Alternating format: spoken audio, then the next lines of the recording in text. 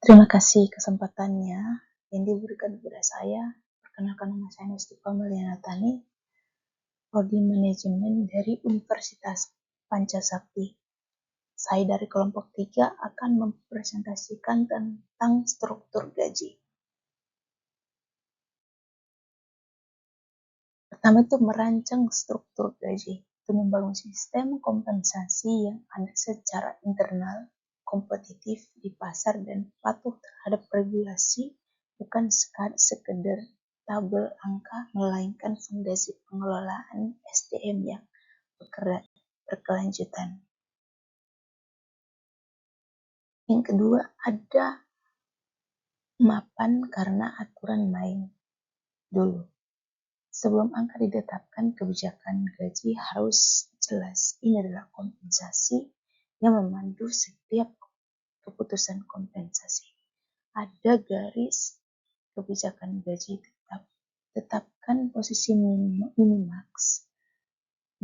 dan maksimal terhadap pasar dan pilihan strategi. Ada lead, wedge, atau match market.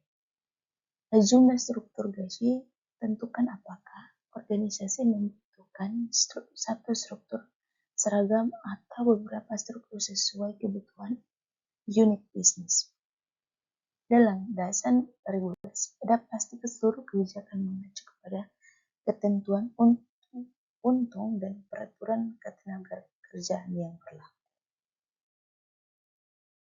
Ada fondasi internal, analisis jabatan. The job analysis adalah langkah pertama yang tidak boleh dilewatkan.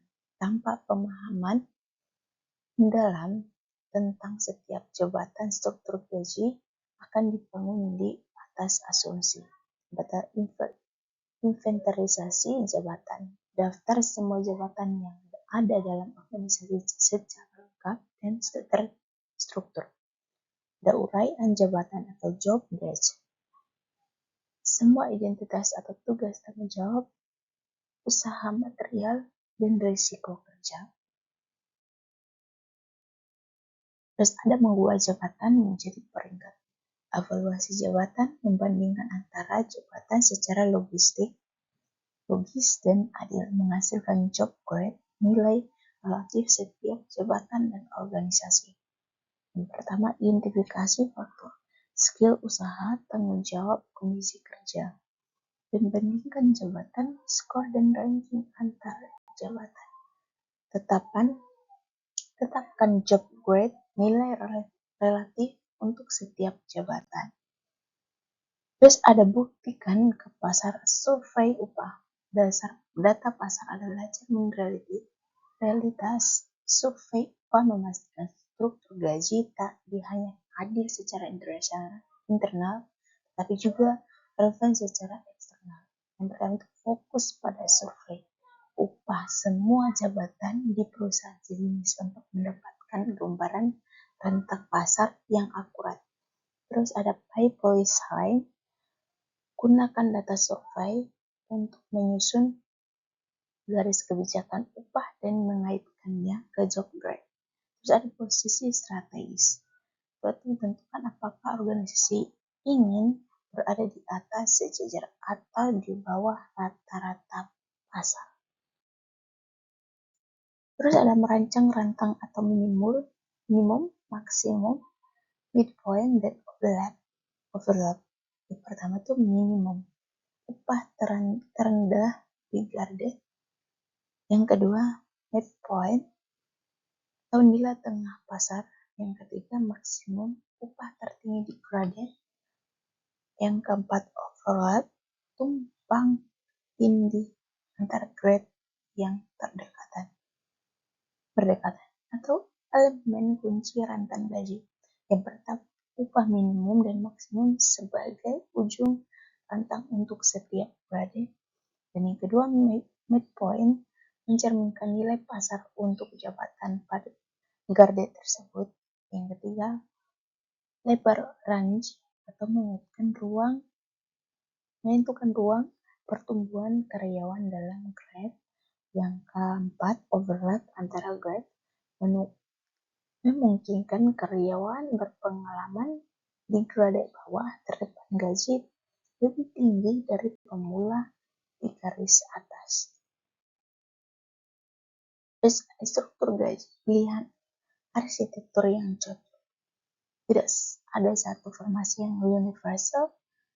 Pilih arsitektur yang sesuai dengan kompleksitas organisasi dan kebutuhan hierarki.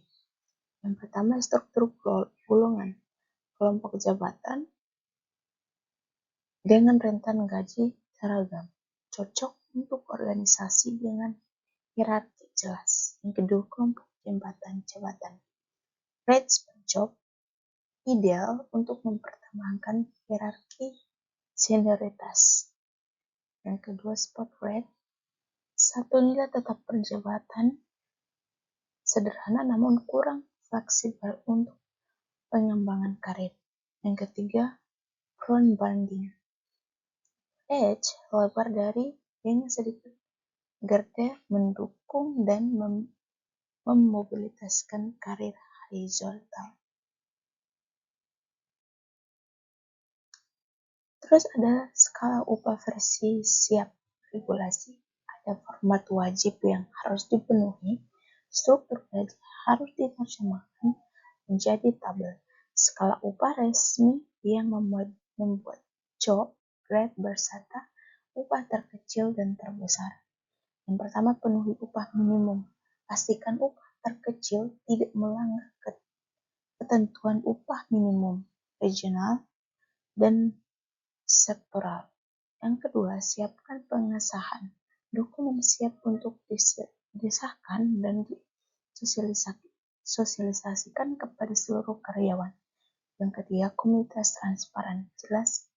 Jelaskan logika struktur yang mempertahankan karyawan agar dipahaminya.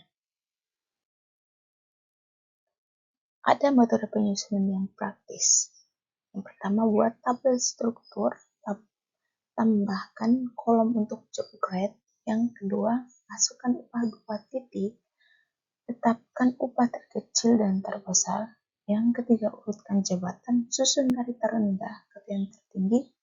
Yang keempat, tetapkan golongan, sahkan skala upah yang berdasarkan grade jobnya. Ini di sini ada struktur gaji yang hidupkan standar tabel. Ada sistem SSO yang baik untuk sistem yang dipahami manajer, dipertonjolkan dan digunakan secara berkelanjutan. Yang pertama, job analysis, investasi dan uraian jabatan yang lengkap. Yang kedua, job evaluasi dan penetapan job grade. Yang ketiga, survei pasar, benchmarking terhadap upah kompetitor. Yang keempat, rentan overlap, desain minimum, midpoint atau maksimum. Ada 5 skala upah komplain, tabel resmi siap pengesahan dan sosialisasi. Sekian dari presentasi saya dari kelompok 3. Mohon maaf apabila ada kesalahan yang saya ucapkan atau yang tidak sesuai dengan presentasi tersebut. Saya mohon maaf dan terima kasih sudah menonton.